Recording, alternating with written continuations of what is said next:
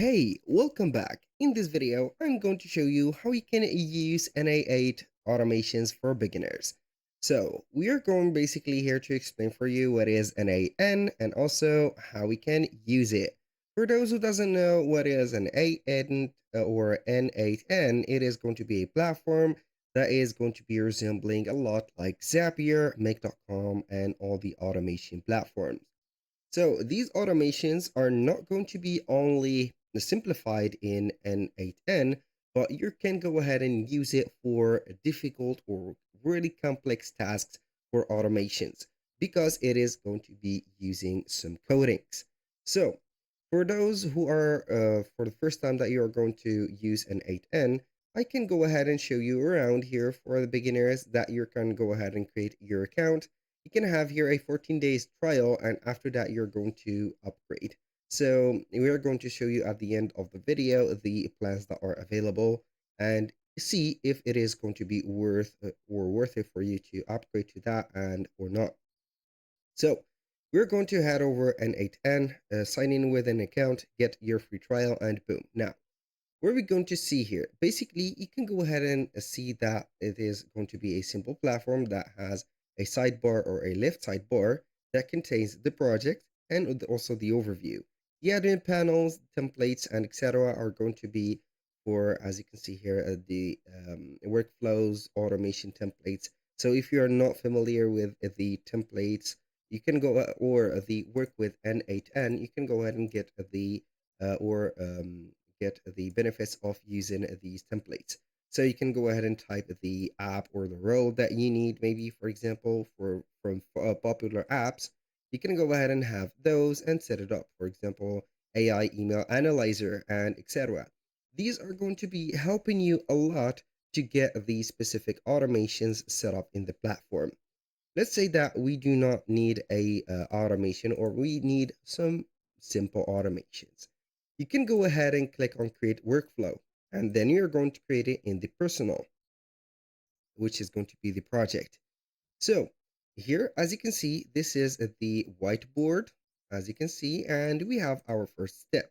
You can go ahead and ask the AI in here so that they can go ahead and help you with the steps that you need. And also, you can go ahead when you finish to save or only not only save but sharing also the specific workflow that you have created. Now, how to create the workflow? You can go ahead and click on add a first step, and then you're going to see this sidebar appearing right there. So from here, you're going to search for the nodes. And depending on the type of the node that you're going to search for, you can go ahead and have it right there, for example, as a trigger, an on-app event, on a schedule, webhook call, or whatever.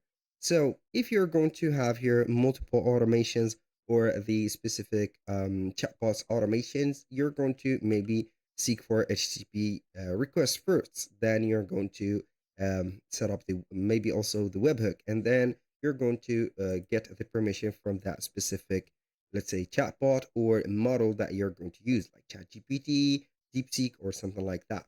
After that, you can go ahead and have maybe some AI agent. You can go ahead and have the AI agent, or you can go ahead and type in, for example, maybe DeepSeek, or you can go ahead and have Chat GPT or OpenAI, just like that, add it in here. And then you're going to have the model to have an assistant or create or do whatever you want from the actions. So these are going to be something or a type of workflows that are going to be a little bit advanced. Now we're going to move on to the simpler ones. So if you're going to have maybe something that are or that is related to maybe some of the Google products or Notions, for example, or something like that, you can go ahead and have them set up. So, for example, we are going to search, for example, for Gmail.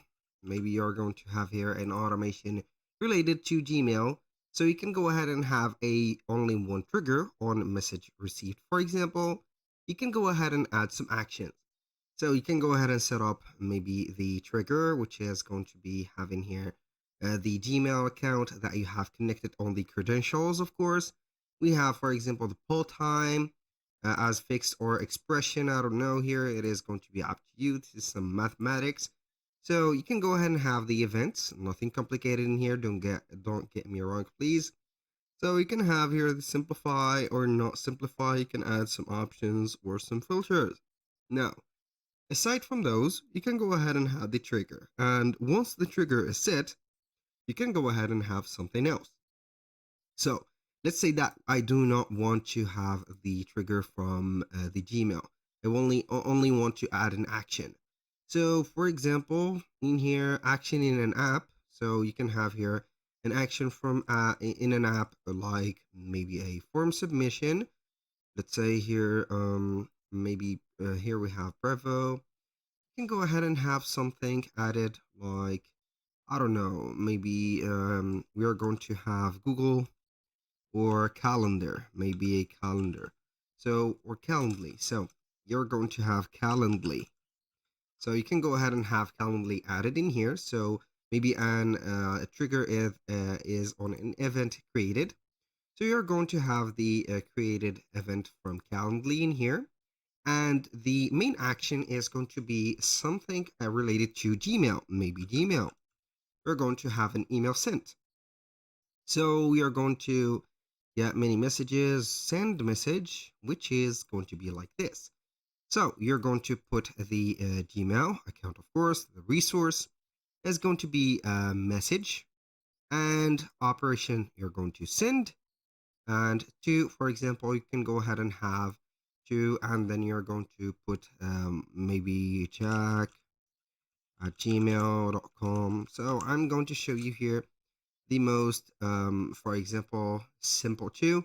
So you are going to add subject, the email type, for example, HTML or a text, the message itself, and then you're going to have it. For example, if you're going to have an event created, you can go ahead and put maybe, let's say, specific emails. So you can go ahead and have here multiple emails, send a message, hey, check out the new, let's say, event that we are running. You're going to paste your specific URL of it, and then you're going to have it just like that.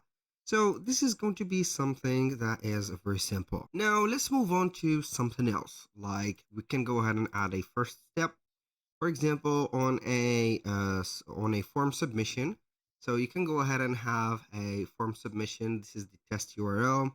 Authentication, you can go ahead and have the basic auth or none. You can go ahead and set up the form title, like, I don't know here, the form, what you're going to put.